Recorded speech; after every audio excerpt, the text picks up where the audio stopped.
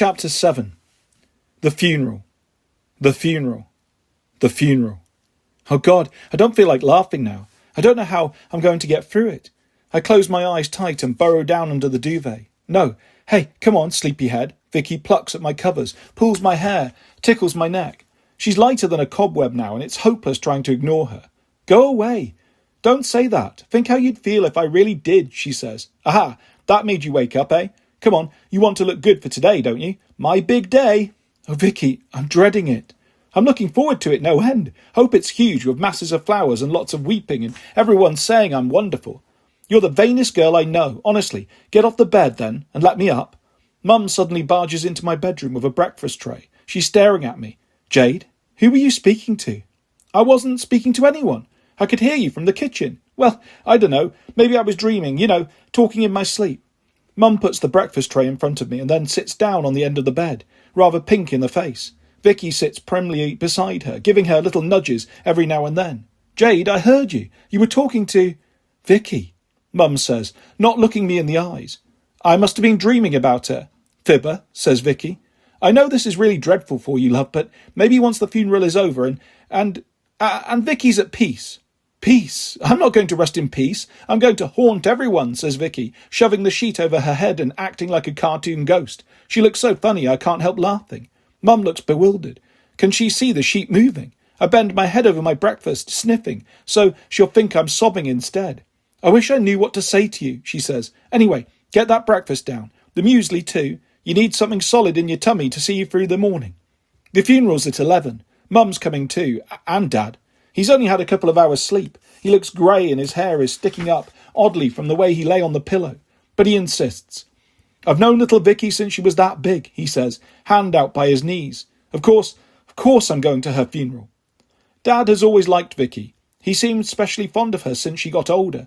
Mum's got a lot less fond. In fact, the last year she's done nothing but nag me about Vicky, telling me it was time I branched out and made some new friends. She acted like she thought it was a bit too weird to be so close to a best friend. Mum doesn't really have any real best friends. She chats to the women on our estate and she had a spell of going line dancing with a crowd from work, but that's all. Mum gets on with men much better than with women. I've seen her chatting away, having a little flirt here and there. It's not serious or anything. Well, I don't think it is. My head's cluttered up with boring daft stuff about my mum and my dad because it's too awful to think about the funeral. Vicky's gone quiet too. She's barely there.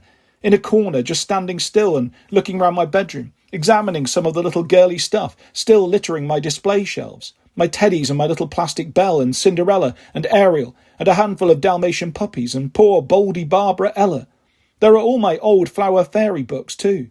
We used to dress up in 2 old ballet dresses with silk scarves for floppy wings and pretend to be flower fairies ourselves, pointing our toes and flapping our scarves. I'm like a real flower fairy now, Vicky says sadly. She points one toe and effortlessly glides upwards and out the window. I think she's gone to be with her mum and dad.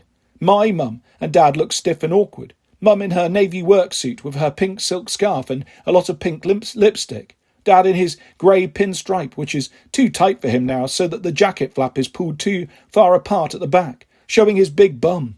I don't look much better myself. I wanted to wear my black trousers, but Mum wouldn't hear of trousers for a funeral, so I'm wearing a dark grey long skirt. I've always hated, with a white blouse and my black jacket. I feel a mess, and yet it seems so petty to fuss about the way I look on a day like this.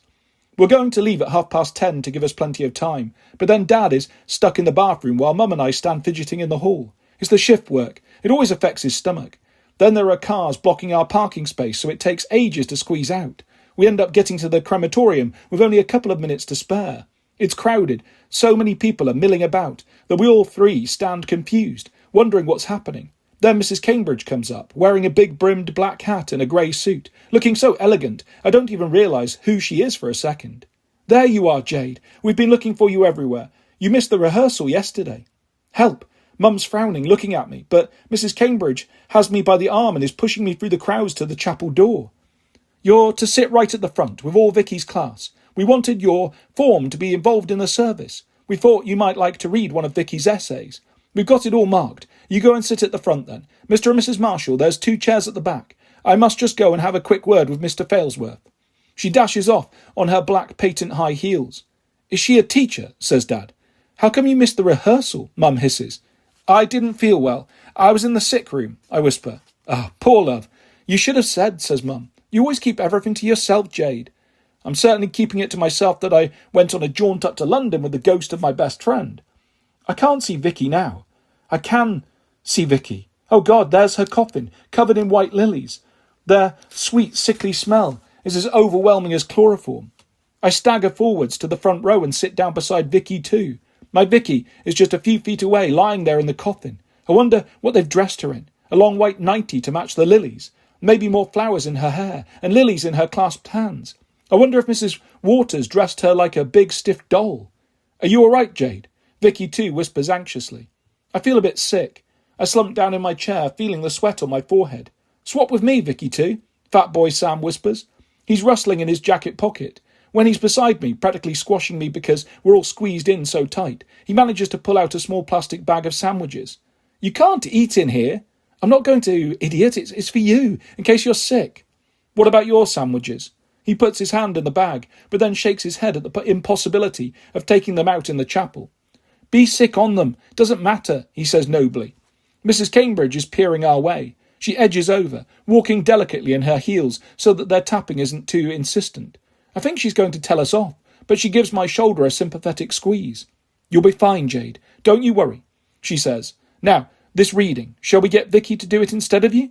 I blink at her. Then I realise she means Vicky too, sitting next to me. Vicky too's okay, but I can't stand the idea of her having anything to do with my Vicky. I'll read it, I say, reaching for the book of Vicky's English essays. I glance at it. It's very short. Vicky's essays always are. The only times they were a decent length were when she'd bribed me to write them for her. I got quite good at appropriating Vicky's style and the way of expressing herself. I could often write better essays as Vicky than by myself. I haven't seen this one before. I remember the title, though, Reasons to be Cheerful. Miss Gilmore, in English, played us the old Ian Dury song. Reasons to be cheerful. It seems a weird choice for Vicky's funeral. There's organ music playing, slow, solemn stuff. Some of the girls behind me are crying already, though the funeral hasn't properly started yet. Mr. and Mrs. Waters come in last, with the vicar. Mr. Waters is holding his wife tightly under her arm. She's got a new black designer suit with a short, tight skirt and a flowery black and white hat. She looks like she's going to a very grim ascot. Mr. Waters gives me a little nod when he sees me staring, but Mrs. Waters looks straight through me. Maybe she doesn't want to see me. Maybe she can't. Her eyes don't look very focused. Perhaps she's been given some kind of tranquilizer to get her through the day. I feel like I've been drugged myself. None of this seems real. The vicar starts saying something and we all stand and sing The Lord is my shepherd. I think of the picture of Jesus wearing a long white gown and holding a big crook that used to be in my nan's bedroom. It's got nothing to do with Vicky. Then Mr. Failsworth gets up and starts saying his little piece, and it's just like we're all at school. I hate the way he talks, all slow and sincere, with an upbeat to his voice. I bet he practices in his bathroom mirror at home. I hate what he's saying too. Stuff about some stranger called Victoria, a lively, dynamic girl, diligent, kind, loyal and hard-working. It's all rubbish. Vicky wriggled out of doing everything. She could be really mean sometimes. She didn't care tuppence about the school. She always said it was an old dump. She said far worse things about Mr. Failsworth. He hardly ever spoke to Vicky, but his voice is thickening, and he has to swallow every second to get to the end of his mini-sermon. Then there's another hymn. The vicar is looking at the front pew on the other side. I wonder if Mr. or Mrs. Waters are going to say anything. No, she's staring straight ahead at those awful curtains at the back. Mr. Waters is crying, his face red and shiny. It's Vicky's granddad who gets up and stands at the front, holding a crumpled piece of paper with shaky hands. Our Vicky, he announces, like it's a title. He starts to read this little essay, all slow and stilted, tripping up on some of the words.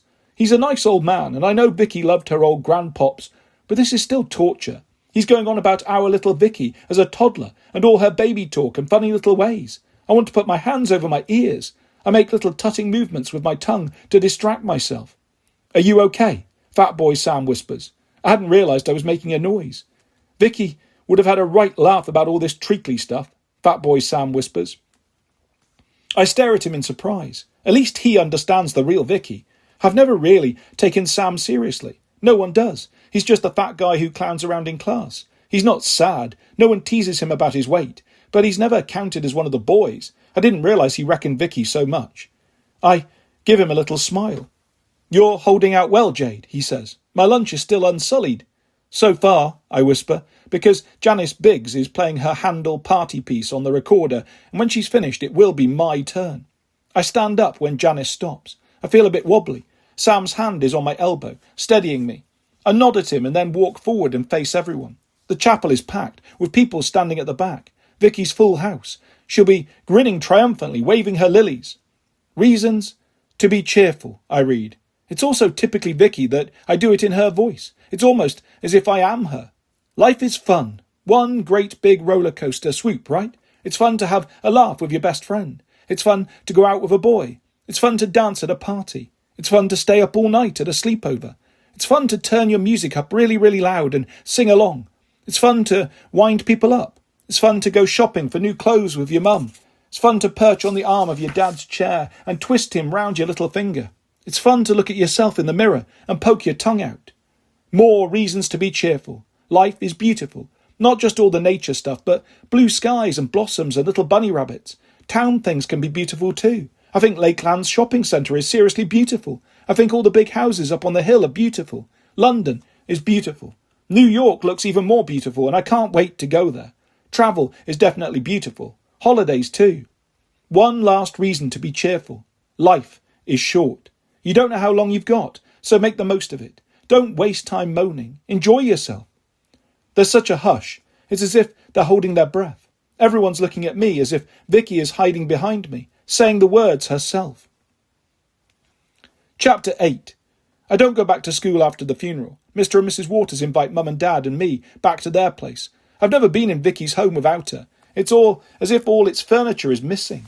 Vicky's relations are standing around awkwardly, no one really knowing what to do or say. There's masses of food laid out on the table under cloths, but Vicky's mother doesn't start serving any of it. She doesn't open the bottles of wine or the sherry. She just stands staring into space. She nods or shakes her head when people talk to her, but you can tell she's not listening.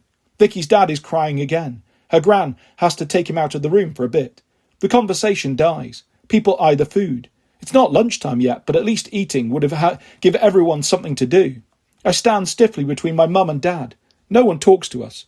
Dad shifts from one foot to the other, yawning. Mum glares at him, scared he'll show us up. She thinks everyone looks down on us because we live on the Oxford estate. I can't help it. I haven't had any proper sleep, Dad hisses. His face is shiny, and he's got sleepy dust in his eyes. Mum sighs and raises her eyebrows when he gives another great yawn, showing all his fillings. But they can't start a row here. Then Vicky's gran bustles back and approaches Vicky's mum. I've put the kettle on, dear. I think we could all do with a cup of tea, and why don't we make a start on the food? It's as if she's switched on a light. Everyone jerks into action and makes for the table and hands around plates of food. Vicky's dad comes back, damp and red-eyed, bringing cans of beer from the fridge.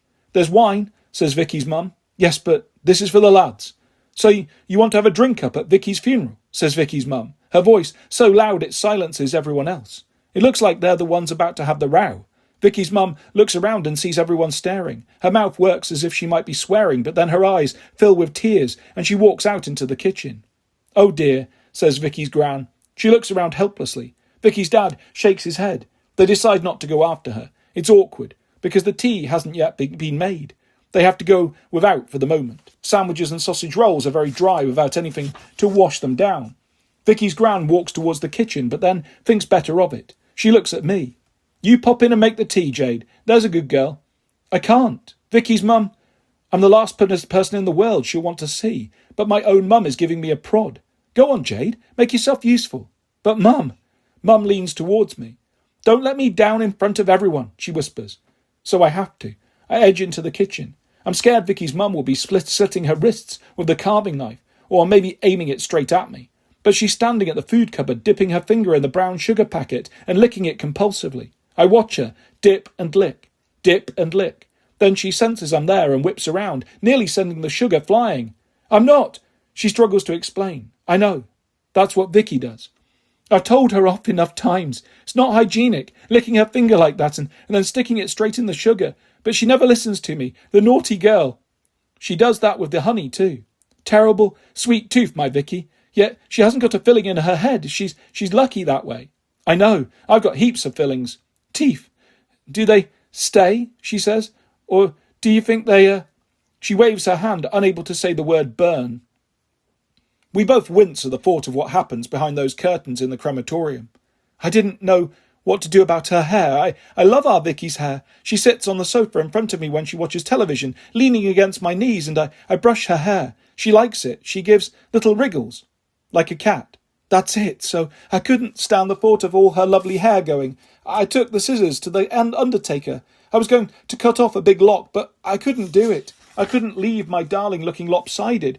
I wanted her to look perfect. She's kneading the sugar bag, squeezing it hard. She's still here, you know, she says. You'll probably think I'm mad. Charlie does. The doctor says it's only natural, but he thinks I've gone off my head too. But I see her, Jade. I know, I say. I do too. She stares. You see her? Yes. And she talks to me. She talks, she repeats. Her face tightens. She doesn't talk to me. Why doesn't she talk to me? This is crazy. We're still arguing about Vicky, even now she's dead. It's always been the same. Mrs. Waters always wanted Vicky to come around the shops with her, go on visits to her gran and grandad, go to make-up parties, do all these mumsy-daughter things together. Vicky would nearly always wriggle out of it and hang out with me. Mrs. Waters never blamed Vicky. She always blamed me. She talks to you, she says. Yes, but she says a lot about you, how sad she is because she misses you so. I don't need you to tell me how my Vicky feels, she says, and she gives me a little push. I'm sorry, I say helplessly. I start spooning tea into the pot so I can clear off out of there as soon as possible. What are you doing? This is my kitchen. I know. I don't mean to barge in, but they told me to. Vicky's gran and the others. They want their tea. A cup of tea, I burble. She stares at me as if she can hardly believe her ears. They want a cup of tea, she says slowly. Oh, well, let's get our priorities right. A cup of tea, a can of beer. That'll make it better. Vicky's dead. Never mind. Sip your tea, slurp your beer, have a party. She starts rattling the tea caddy and jangling milk bottles. At least you know what it's like, she says. You love her as much as I do, don't you? More, I say silently. Oh, Jade, she says, and she suddenly drops the milk bottle. Milk spatters her shoes, my skirt. We both blink stupidly. No use crying over spilt milk, she says, and gives a wild snort of laughter. Then tears spurt down her cheeks. She suddenly puts her arms around me and clings tight. I hug her back, both of us standing in the spreading white puddle. How are we going to bear it, she says. I don't know how. At least there is this ritual to perform on the day of Vicky's funeral. But then there's the next day, and the next, and the next. They stretch out endlessly, time slowing down until I stop believing my own watch. I've slowed down too. Each step is like wading through thick mud. Each mouthful of food remains in my mouth like chewing gum. Everything is such an effort that it takes me 5 minutes to brush my teeth or do up my shoes. When I talk, my voice sounds strangely distorted, as if I'm set on the wrong speed. Everyone's kind to me at school, but I can't always react the right way. I creep around in this fog while they rush around in the sunshine. Some of the girls still cry over Vicky, but it's all in fits and starts. Some of them seem to relish the whole idea of Vicky's death and keep asking me stuff about seeing her die. They want to know all the details. I say I can't remember. I can't. Mr. Failsworth sends for me, and we sit in his study, a tray of coffee and a plate of biscuits in front of me, as if I'm a prospective parent. He talks the most terrible claptrap about brief lives and the stages of grief, and life must go on. He certainly goes on and on and on. I eat a chocolate biscuit to distract myself, but something's gone wrong with my swallowing since Vicky died. I swallow all the time. Gulp, gulp, gulp. It drives me crazy. But when I've got a mouthful of food, I can't get my swallowing organised properly. I end up having a choking fit, spraying Mr. Failsworth with chocolate biscuit crumbs. I don't think he'll ever have me back for another little pep talk in a hurry. Mrs. Cambridge has been giving me little talks too, but they're more like private chats. She says she understands exactly what I'm going through and that it must hurt horribly. She's being kind, I suppose, but how can she understand? And it doesn't hurt the way I thought it would. It's not sharp all the time. It's dull, dull, dull. I want it to hurt more. I can't even seem to cry now. I heard Mum whispering to Dad, saying I was getting over it better than she'd thought, going to school and acting almost like normal. It's scary that I've been replaced by this zombie brain and no one else has noticed. The worst thing of all is that Vicky isn't here. I try to conjure her up. Nothing. Sometimes I pretend and talk to her, but I know I'm doing it. It's just like an imaginary game and it won't work because I'm too old for let's pretend. I don't know how to get her back. I sometimes think about going to join her, as she wanted. I think about ways, but it's also difficult. I'm not brave enough to go to the top of the multi-storey car park and jump off. Besides, if you smatter yourself into little pulpy pieces before you maybe you stay that way in your afterlife. I thought of hanging, but the only ropes I can think of are the ones in the school gym, and Mr. Lorimer is always bouncing around in his trainers, keeping an eye on things. I'm not very good at knots anyway. There are pills, but that's hopeless at the moment because of my swallowing problem. It would take all day to manage an overdose. There's no guarantee I could be with Vicky anyway. Maybe she's disappeared for good now she's cremated. I wish she'd been buried so I could go to her graveside. She'd have liked a grave with a white marble angel. I tried standing outside the school for ages in case she might be hovering where the car hit her. You can't walk on the pavement because it's knee-deep in flowers, big new bunches on top of old wilting ones. There are teddies and bunnies and little windmills and lots of letters. Some are smudged into blue blurs because it's rained since Vicky died, but others are in special plastic folders to keep their messages intact. There are photos of Vicky too, cut out of the local newspaper and mounted on card and bordered by glitter stars and sticker hearts. I stare at all these paper Vickies and they smile back mockingly. "Talk to me," I mutter. "Please, Vicky, I'll do anything at all. Just come back and talk to me." A hand lands on my shoulder. I turned around. It's Mr. Lorimer. Oh God, Vicky sent him. "Poor Jade," he says, patting my shoulder. He sees my horrified expression. He whips his hand away as if I'm a red-hot radiator. He's obviously scared I think he's touching me up. "Well, I'll leave you in peace," he says, starting to back away. "Mr. Lorimer." My voice comes out as a croak. I can't believe I'm going to say this. He pauses anxiously. "Mr. Lorimer, I've been thinking. I really would like to join your Fun Run Friday club." He looks surprised, as well he might. "I know I'm useless at running." "I wouldn't say that," he says kindly, though it's exactly what any sane person would insist. "It's just that Vicky wanted to join and, I see," he says. "Well, I think it's an excellent idea, Jade. Please come along next Friday. You'll be very welcome, even though I won't be able to keep up with anyone. It's not about racing. It's about having fun running, however fast or however slowly. You can start off at the pace you find easiest, Jade. Like snail's pace. We're not all jaguars, you know. You'll find a few fellow snails creeping along beside you." He smiles and then leaves me alone, though I'm not alone. Vicky is grinning by my side. "Oh, Vicky, I've missed you so." "You're going to hate the Fun Run Club." "I know. Poor old Jade, and poor old me too. I'm getting fed up with this ghost lark. I've missed you too." I hold out my arms. I can't feel her, but she's here, part of me again. Chapter 9. This is it. Time for the fun run. Only this isn't fun, and I can't run to save my life. Stupid expression. There are so many. I nearly died. I look like death warmed up. It's killing me. All these little death clichés curdling on my tongue. I change into my shorts and t-shirt in the gym. They've been crushed up in my lockers, so they're terribly crumpled. The shorts don't even seem to fit anymore. The waistband sags and the legs flap baggily. I'll run right out of them if I'm not careful. I haven't got the right sort of running trainers either, just bog-standard cheapo plimsolls, but I don't care. I'd need real wings on my shoes before it would make any difference. This is going to be so humiliating. Julie Myers and Laura Moss are also getting changed. Julie's the girls' sports captain of the whole school, for God's sake, and beefy old Laura's almost as bad, in all the first teams and a serious swimmer too. I bet her salmon pink thighs alone weigh more than me. I feel so stupid and skinny. They're staring at me curiously, wondering what on earth I'm doing here. I stumble out of the changing rooms and trudge to the playing fields. I already feel exhausted, and I haven't even started yet. There's a whole group of sporting wonders stretching elaborately like they're about to compete in the Olympics. I think I might simply slink away again. Mr. Lorimer's spotted me. He gives me a big friendly wave and bounces over. "Jade, I'm so glad you came. How are you doing?" Stupid question. Still, you might find it helps just a little to have a bit of exercise. Now, I gather running isn't your favourite activity, right? I nod fervently. Well, I should start off taking things very easy. Have a walk around the field a few times first. Walk? Briskly, not a window shopping amble. It's to warm you up. I am warm. Too warm. My t-shirt is sticking to me. "It's to get your circulation going," says Mr. Lorimer, as I blow upwards into my fringe. "Here, have a drink first." He offers me a bottle of water. "You look as if you could do with a 5-course meal too. Do you have lunch today, Jade?" "Yes," I lie. "You're getting so skinny," he says worriedly. "Gee, I know. It's a real problem. It's Fat Boy Sam puffing up to us, alarmingly large in a great grey tracksuit. Mr. Lorimer laughs. "You've got a great sense of humour, Sam." "Great being the operative word," says Fat Boy. He raises his arms in a parody of muscle flexing. Right, watch Wonder Boy jog. He screws up his face and hurtles forwards. Hey, hold on there. You need to walk for a bit first. You and Jade can keep each other company. But first, whip that tracksuit off before you melt on the spot. That's not the point of it, Mr. Lorimer. I want to burn up the fat.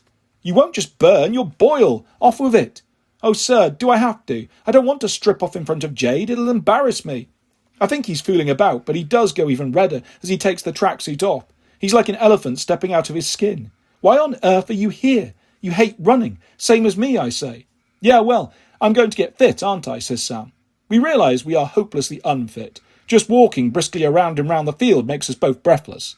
Maybe I don't really care about getting fit after all, Sam puffs. Yeah, who wants muscles, I say, as the others streak past us effortlessly.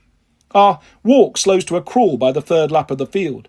You look as if you both need winding up, says Mr. Lorimer, jogging past. Come on, stride out, both of you, and then we'll try a little run. I feel more like a little lie down, Sam gasps. Try exercising your legs more and your tongue less, says Mr. Lorimer. He jogs off into the distance. Do you think he was a nerdy fat man like me in his youth? Fat boy, Sam puffs. And then he joined a fun run club and pow, he turned into super speedy fit man. Definitely, I say dryly. Literally, I have no spit left in my mouth. All the moisture in my body is oozing out of my pores. Oh God, I hope my deodorant's working. I feel disgusting. Thank goodness I'm only walking with Fat Boy Sam, and he's in a worse state than I am. He's glistening like a strawberry jelly, and no matter how many times he mops his forehead with his hanky, he stays molten. 3 fitness freaks in year 10 flash past us and say something cruel about whales. They all crack up laughing. Sam laughs cheerily too. Moby Dick, that's me, he says, and mimes spouting through his blowhole.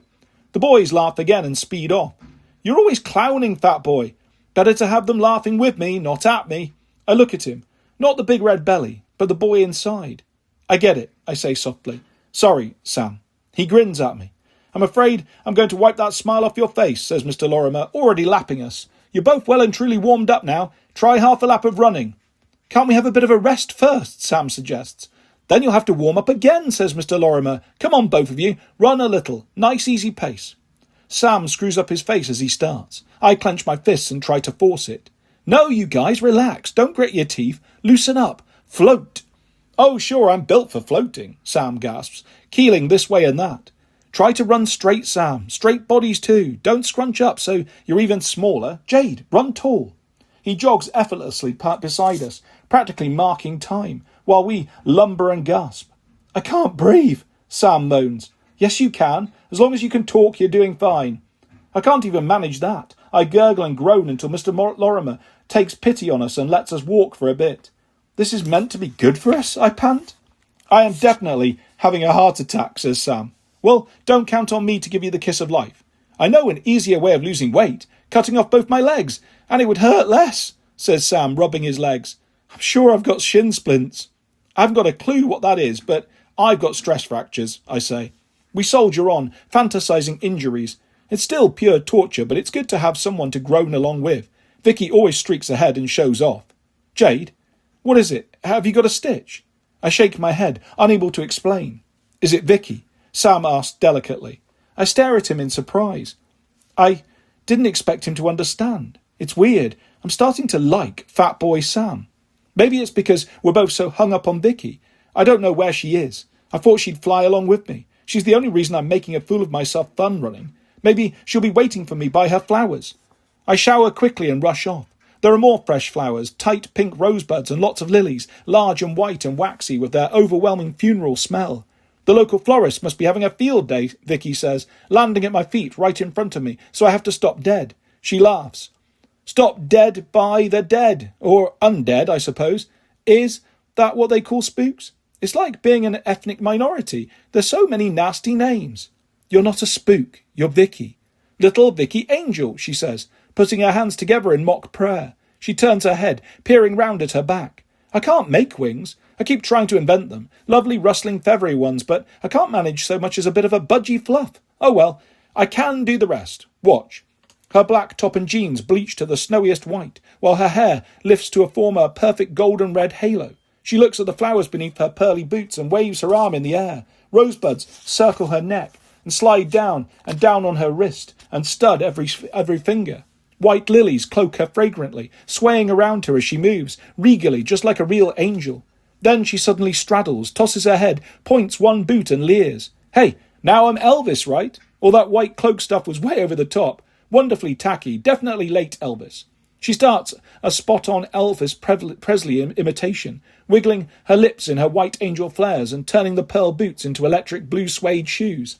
I have to run away before I crack up laughing. Wait for me! Haven't you done enough running today? Vicky swoops above me, kicking off her suede shoes so that they spiral into the air, tearing off her flowers until they flutter like confetti. Where were you on the fun run? I only did it for you, but you cleared off. I was there, all set to run with you. You were the one who went off with that stupid fat boy oath. Sam's okay. Ooh, Sam. Shut up, Vic. You can't ever shut me up now. I can go on and on, and on and on, and on and on, and on and on. She's right by my ear, shouting into my head. Stop it. And on, and on, and on, and on, and on. You're driving me crazy.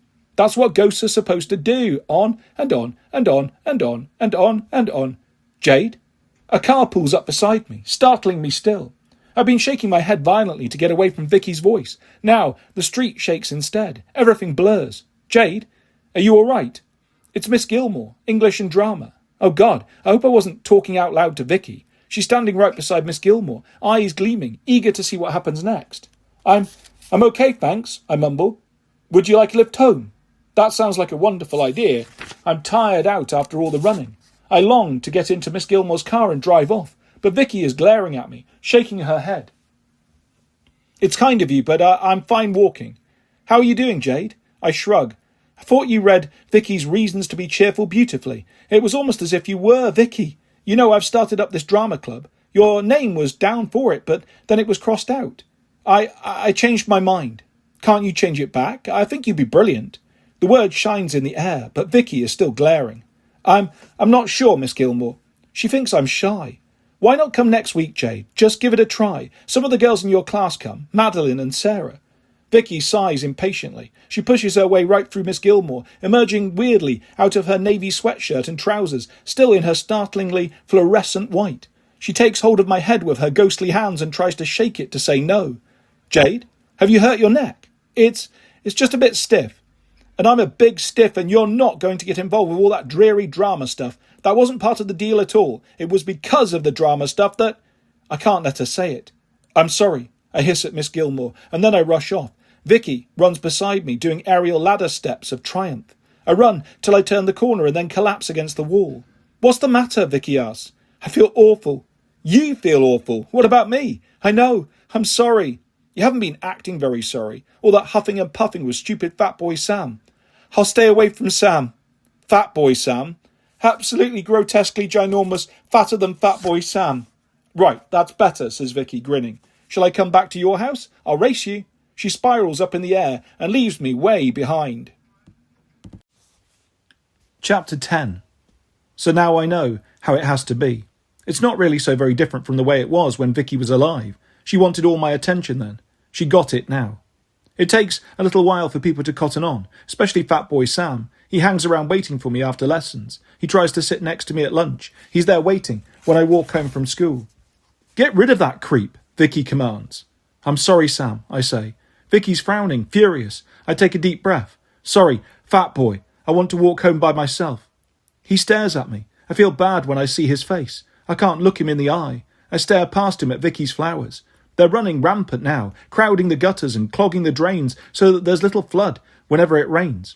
Someone started to clear the old rotting bouquets, but there were violent protests. People meekly cross the road now and walk on the other side so that Vicky's flowers stay unsullied.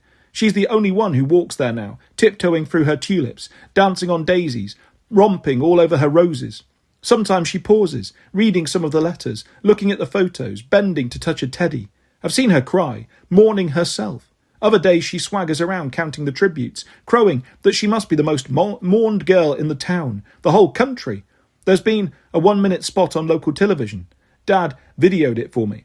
Whenever I watch it, Vicky is there too, admiring herself. But sometimes she's in a mad mood and she kicks the flowers, shuffling and stamping as if they're autumn leaves, reading out, Vicky, I'll always be dreaming of you, in a silly scoffing voice. Well, dream on, darling. I'd never have wasted my breath on you when I was alive. She's in that mood now, pelting Fatboy with phantom teddies and transparent roses. She's yelling obscenities at him, dodging backwards and forwards. What are you looking at? Fatboy says. You? No, it's as if... Do you pretend Vicky's still here sometimes? No. Just walk away. Who does that creep think he is? Nosy old wobble guts. Say it to him. Say it, Vicky insists. So I say it and run past, though I feel so mean. Why? Why do we have to be horrid to him, Vic? I ask when we're nearly home. He likes you. That's why he's hanging around me, to help me. He acts like he understands. Who cares, says Vicky. Honestly, what is it with you and Fatboy? Do you fancy him? Is that it?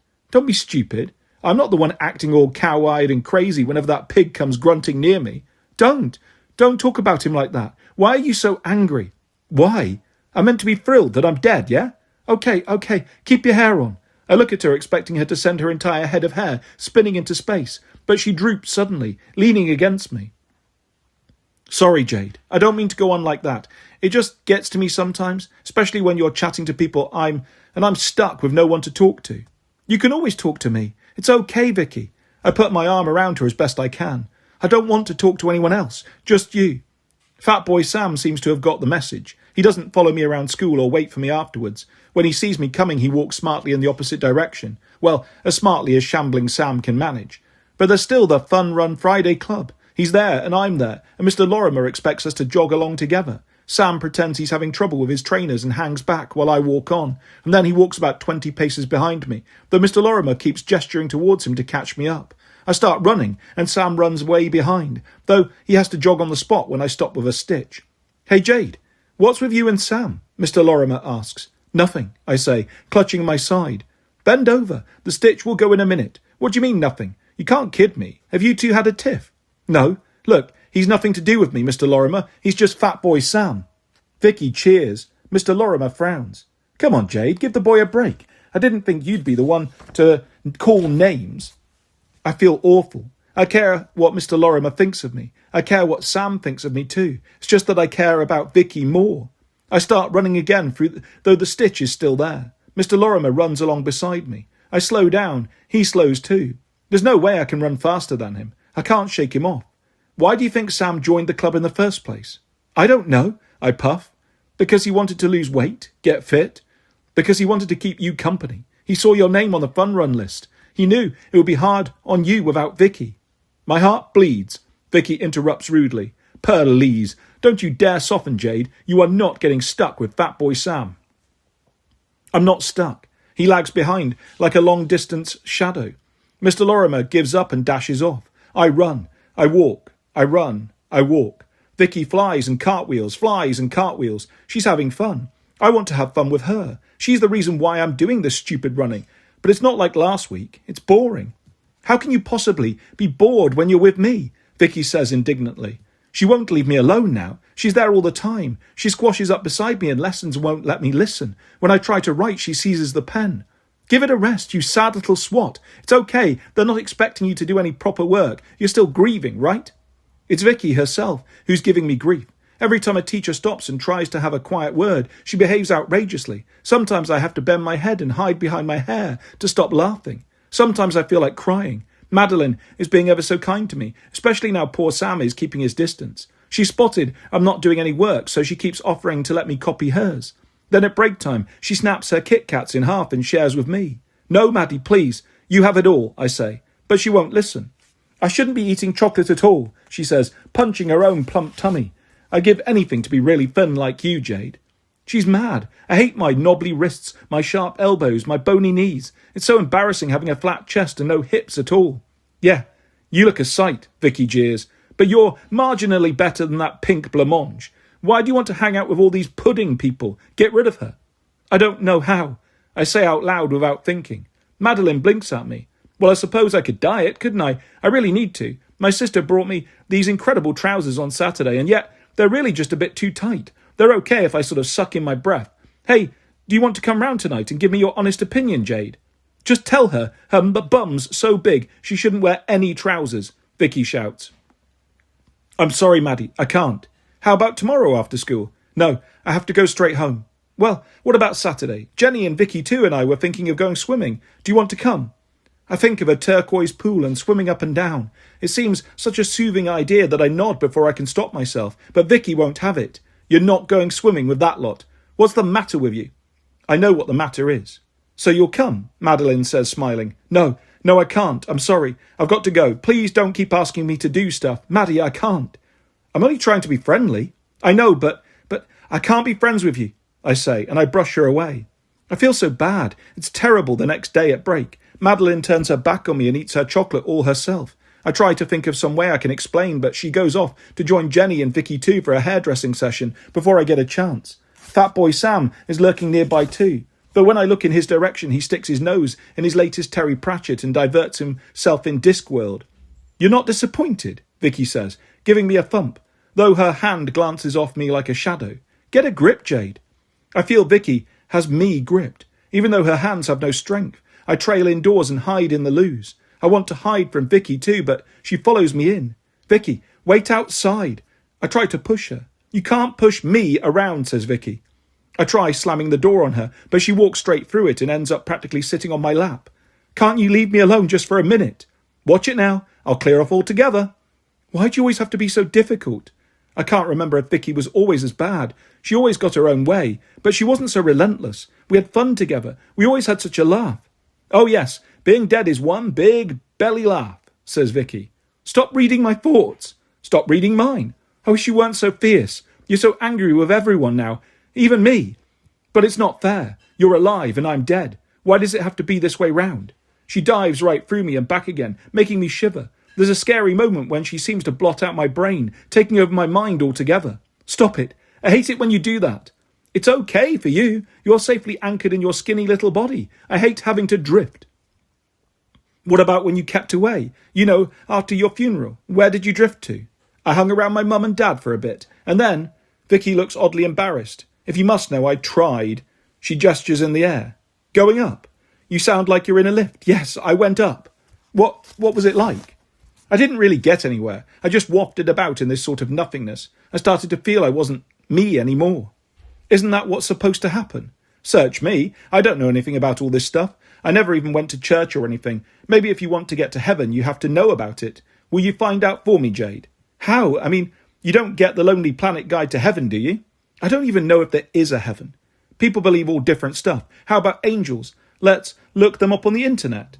I let her drag me off to the library. I do my best to access angels. There are thousands of references flying around in cyberspace, but most seem to be dippy accounts of angels appearing in unlikely places like laundrettes to help old ladies load their washing, or skipping out of the blue on top of multi-storey car parks to save potential suicides from jumping. Is this my role in death now, says Vicky, helping old dears wash their knickers and yanking nutters back to safety? Not very glamorous, is it?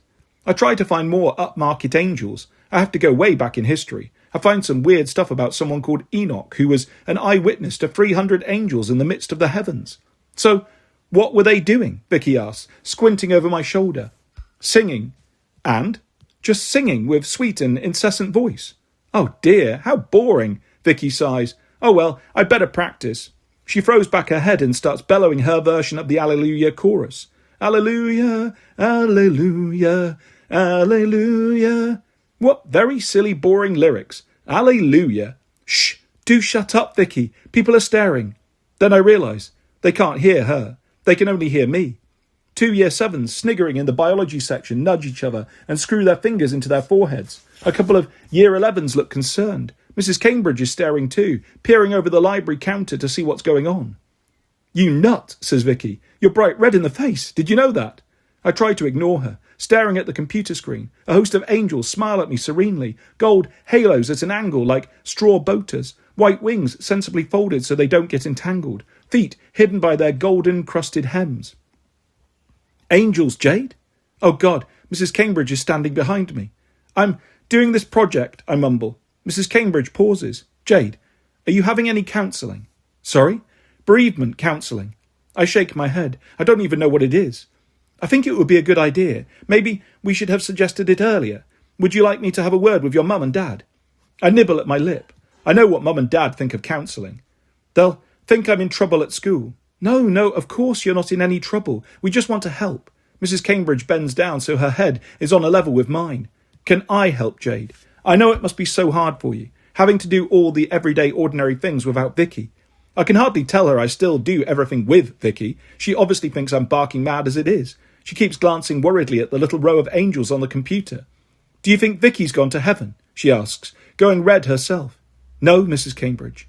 It's certainly hard imagining Vicky as an angel, she says, smiling. Cheek, says Vicky over her shoulder. I will myself not to look at her. I try to concentrate on what Mrs. Cambridge is saying. She still seems set on this counselling idea. I'm okay, Mrs. Cambridge. Really, I am. I insist. Chapter 11. Mrs. Cambridge is persistent. There's a ring at the door at 7:30, just as EastEnders is starting. Who on earth is that? Mum says crossly, gathering up our supper trays. My plate is still full. Oh, Jade, why aren't you eating? You're getting anorexic. It's the doctor's for you if you don't watch out. Ted, get the door. You're already on your feet, says Dad, not shifting from the sofa. You lazy lump, Jade, you go. And if it's those useless kids selling dusters, tell them we don't want anything, right? It's not kids. It's Mrs. Cambridge, though I hardly recognise her. This time she's in a tracksuit and T-shirt, her hair loose and damp, hanging way past her shoulders. Hi, Jade. I've been to my health club and I thought I'd just pop in and see you on my way back. Oh, I appreciate this response is inadequate. I don't know what to do. I don't want to ask her in. It'll be so embarrassing, especially with Dad spread out all over the sofa still in his pyjamas. But I can't keep her standing here on the balcony. The rubbish chute is blocked again, so crisp bags and chocolate wrappers are blowing around her ankles and there's a nasty smell. Jade, is it them boys? Mum calls. No, Mum, it's Mrs. Cambridge. I hiss back into the dark flat. Who? Mrs. Cambridge is pretending to be deaf. I look over her shoulder and there's Vicky, turning cartwheels in thin air, having a great laugh at my expense. Then Mum joins me, looking baffled. This is Mrs. Cambridge, Mum, I say. You know, from school. What have you been up to, Jade? Mum frowns at Mrs. Cambridge. It's not really her fault, whatever it is. She's had a lot on her mind. She's taken Vicky's passing very badly. I know, Mrs. Cambridge says earnestly. That's why I've popped round, so we can chat about it. She looks hopefully at the flat behind us. You better come in, though you'll have to excuse us. We weren't expecting company. Mum shows Mrs. Cambridge into the flat, shaking her head at the peeling wallpaper in the hall. We're getting it done. My husband keeps promising to make a start on it, she mumbles, pushing past into the living room. Dad is still sprawling, making all the sofa cushions slump, his pyjama jacket half open, showing his grubby vest. Ted, Mum says. Dad slides straight, covering his chest, feeling the bristles on his face. I'm sorry, you'll have to excuse me. I'm on nights. I'll go and get shifted now. No, please, if you've got a moment, Mr. Marshall, Mrs. Marshall. I'd like it if we could talk for a few minutes. Dad's looking baffled. It's Mrs. Cambridge from the school. You know, we met at the funeral, says Mum. She's Jade's teacher. I see Dad fit a phantom smart hat on Mrs. Cambridge's head. He sits up even straighter. I'm not actually Jade's form teacher. I just take her for French, says Mrs. Cambridge, sitting down on the edge of the sofa. Yeah, well, she's not that great at parley-vousing, says Dad. Takes after me, don't you, Jade? Bit thick when it comes to brain box work. No, Jade's very good at French, says Mrs. Cambridge. This is news to me. The highest I've ever come in French tests is 5th or 6th, and the one we had last week was disastrous. I came second from bottom in our last test, I say dully. Jade, says Mum. She glances at Mrs. Cambridge. I did French O-level and Spanish. I've often thought of going to evening classes to extend my vocabulary like... That's a good idea, says Mrs. Cambridge. Jade, I know you've done badly just recently, but heavens, that's only to be expected. It must be so tough on you, now, without Vicky. Vicky didn't help her, you know, says Mum. It was Vicky always copying off our Jade. She did all her homework for her. I always used to think she was a right little mug. I didn't, Mum. We did it together. Like 2 peas in a pod, Jade and Vicky. She was a lovely girl, little Vicky, says Dad, and there are tears in his eyes. Oh, well, we all know you were sweet on her, says Mum sharply. She turns to Mrs. Cambridge. Would you like some coffee? We've got filter as well as instant. Or tea. Well, thank you. Cup of coffee. Instant will be fine. Mrs. Cambridge looks at me. Perhaps you could make us all a cup of coffee, Jade. I can see this really irritates Mum. Use the filter coffee, Jade. You know how to use the machine, don't you? And best cups. And open a new packet of biscuits, not the ones in the tin. I nod, not really bothering to take any of this in. Mrs. Cambridge doesn't even want a cup of coffee. She just wants a ploy to get me out of the room, so they can have this little chat about me.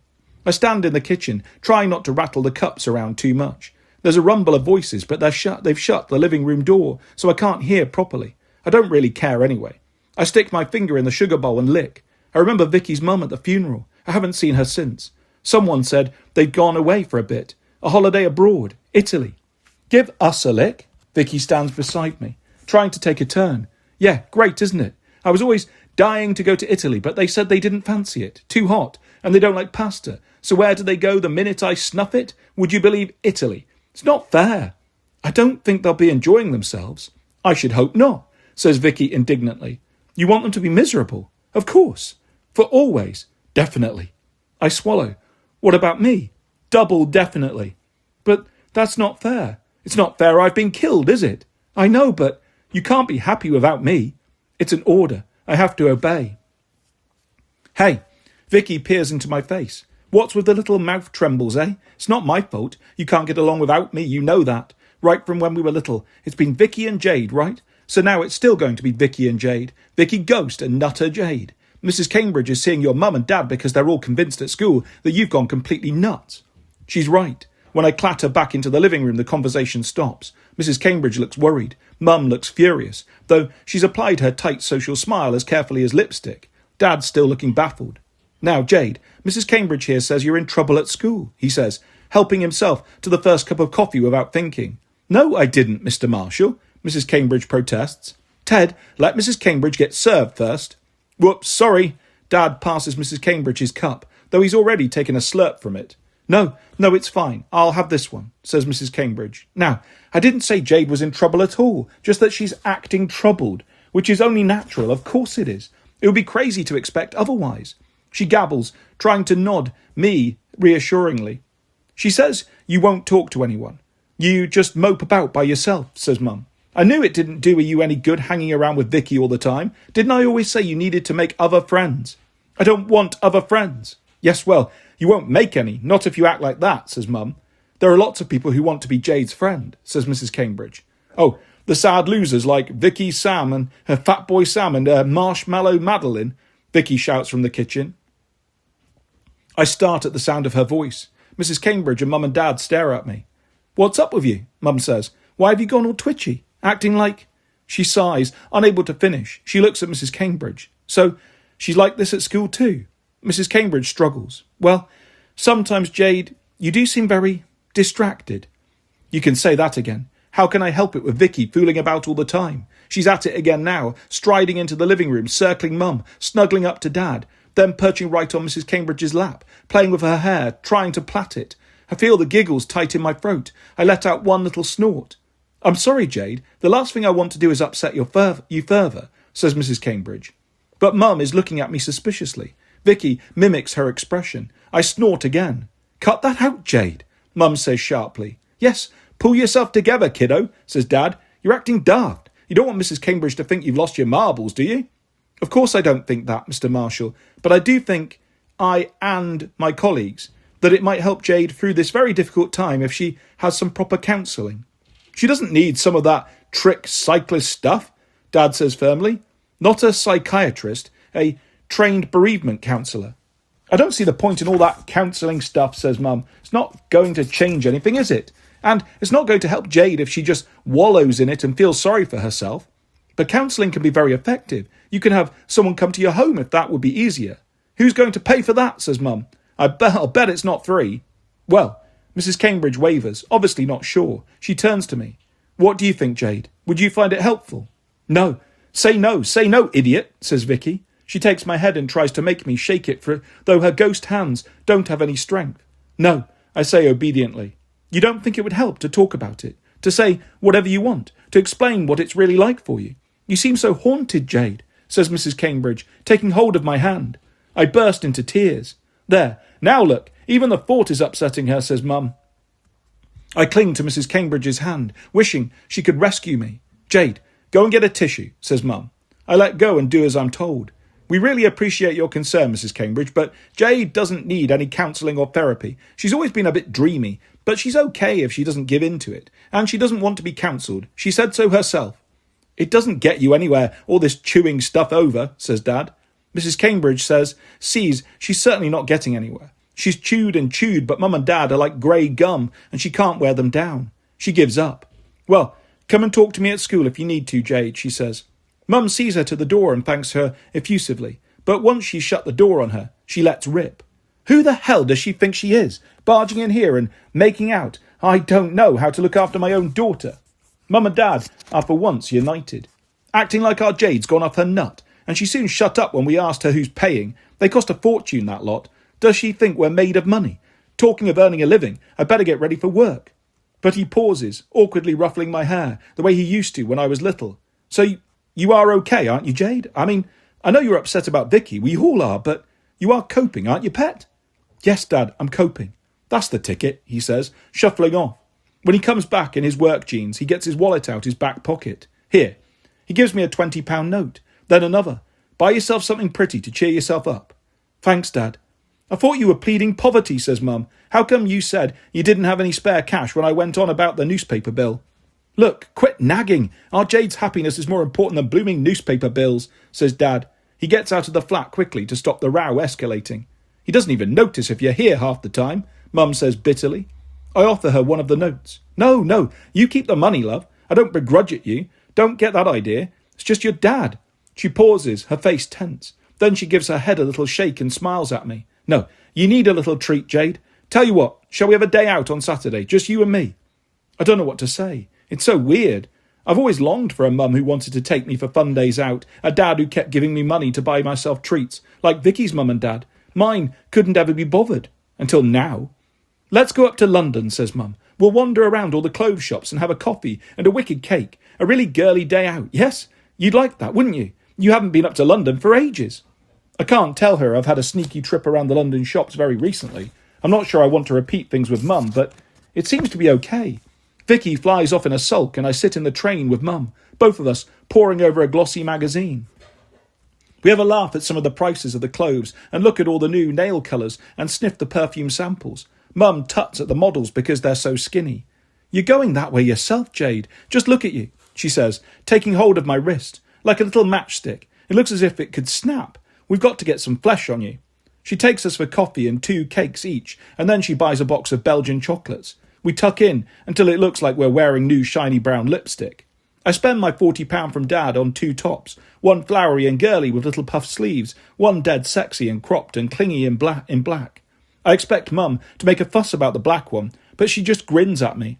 You're growing up a bit after all. You've always been such a shy little thing, but you might just surprise us all. You might as well show your tummy off, seeing it's as flat as a pancake, she says. I don't know what your dad will say, though. Your dad? Well, you know your dad. She hesitates. Jade, your dad and me, well, you know, we don't really get on. I nod, not looking at her. I don't want to listen. I want to carry on with the girly treats. Maybe I shouldn't be telling you this. Then don't. There's this young guy at work, Steve.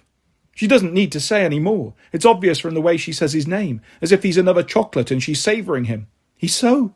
Mum sighs.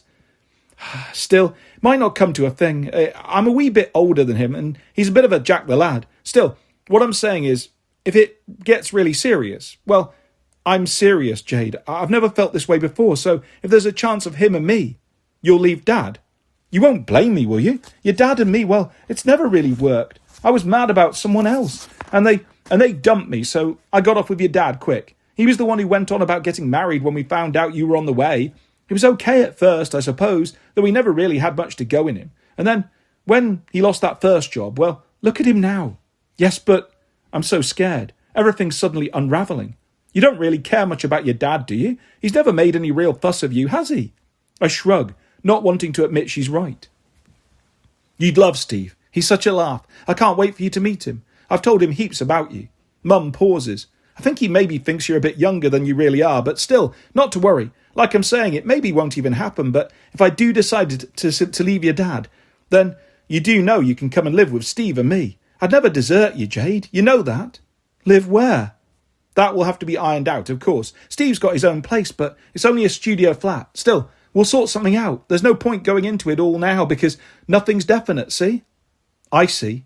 I see Mum and Steve in the studio flat in some sickening, sweaty embrace. I can't see me there. I see Dad lying on the sofa in our flat, sleepier and sloppier than ever. I can't see me there either. There's no place for me. There's no one. I close my eyes. I remember all my plans for the future, how Vicky and I were going to get a flat together when we left school and do everything together. We still can. I don't open my eyes. I don't need to. Vicky is right beside me. I can feel her ghostly breath on my face, the tickle of her hair on my shoulders, the gossamer grip of her hands around my neck.